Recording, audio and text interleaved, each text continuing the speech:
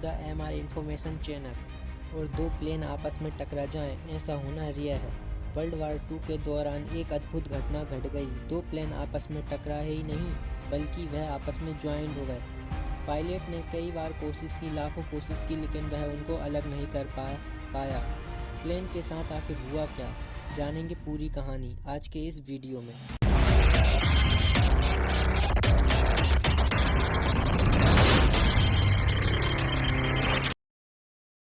31 दिसंबर 1944 second world war England world war 2 का दौर चल रहा था। हमले से ठीक एक दिन पहले 36 एयरक्राफ्ट की एक टीम बनाई गई।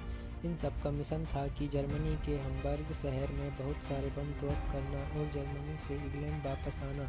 मौसम की खराबी के कारण मिशन में थोड़ी देरी हो गई, पर पूरी टीम ने ठान लिया था कि हम इस काम को अंजाम देकर ही रहेंगे। कुछ ही मिनटों में एक ग्रुप इंग्लैंड से रवाना हो गया। इस ग्रुप में कुछ अमेरिकन पायलट भी थे जो बार में इंग्लैंड के साथ खड़े थे। इन प्लेन को इस तरह से उड़ाना भरना होता है कि वह एक रोप में उड़ता रहे, ताकि कभी कोई प्लेन के साथ कोई हादसा हो जाता है तो पीछे वाला प्लेन उसकी जगह ले सके। ऐसा करने की बहुत सी वजहें हैं। फॉर एग्ज़ाम्पल, बहुत सारे प्लेन एक साथ उड़ते हैं तो दुश्मन का रडार यह समझेगा कि ये कोई बहुत बड़ा प्लेन है, लेकिन वह पता नहीं लगा पाएगा कि इनकी संख्या क्या है, यह कौन सा प्लेन है। इन प्लेन्स को साइलेंट ट्रिक सिखाई जाती है। यह रेडियो कॉल पर बात नहीं कर सकते हैं, इनको सिर्फ अपने हाथों के इशारों से ही बात समझना पड़ता है। यह इसलिए ग्रुप में चलते हैं ताकि ये एक दूसरे से नज़दीक बने रहें और पायलट इनकी प्रतिक्रियाएं देखकर हाथों के इशारों से बात कर सकें। यदि यह रेडियो कॉल पर बात करें तो दुश्मन का रडार इनका गतिविधियों का पता लगा सकता है, इसलिए यह रेडियो कॉल पर बात नहीं करते हैं। ऐसे मिशन के लिए इन प्लानों को ग्रुप में ही जाना पड़ता है। इनके और भी रीज़न है, लेकिन हम उनको आगे की वीडियो में डिस्कस करेंगे।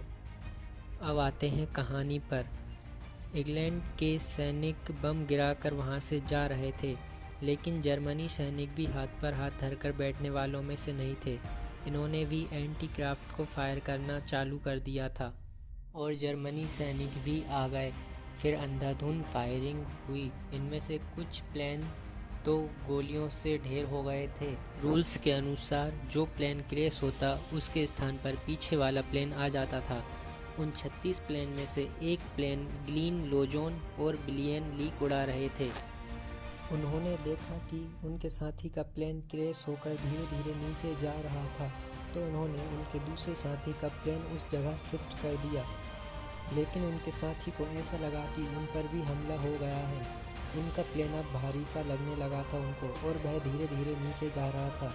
लेकिन वह समझ नहीं पा रहे थे हमारे साथ हुआ क्या है, क्योंकि उनका इंजन सही तरीके से काम कर रहा था। उनको यह समझ बिल्कुल नहीं आ रहा था कि हमारे एयरप्लेन में खराबी क्या हुई है, क्योंकि इंजन सब कुछ ठीक बता रहा था। वह कुछ समझ ही नहीं पा रहे थे।